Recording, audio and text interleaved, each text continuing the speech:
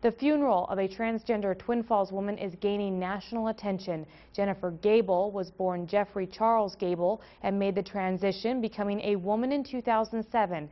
At her open casket funeral in October, friends say they were shocked to see how Gable was presented with short hair and wearing a suit.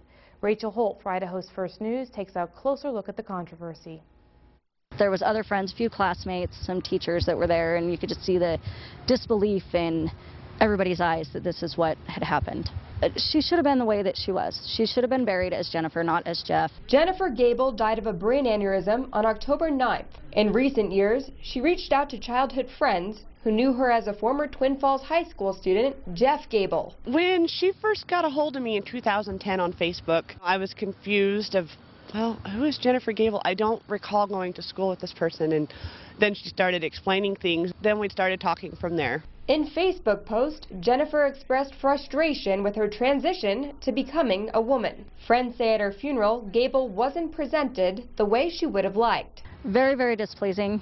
I couldn't believe that her family would have her changed into a man again. That isn't what she wanted. That isn't who she was. All the pictures that I always saw, she was always hair done, makeup, looking pretty. Funeral director Mike Park says he's receiving threatening emails from people who don't know the other side of the story.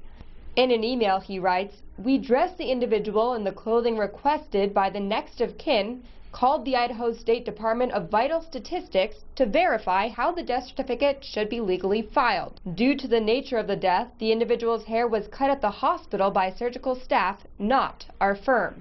As for Jennifer's friends, they hope the incident will serve as a lesson for the transgender community. This is more of the awareness of it's important to have a will. This happened because she didn't have one, and get the awareness out there. People are who they are, and we don't need to be judging them. In Twin Falls, Rachel Holt, Idaho's First News.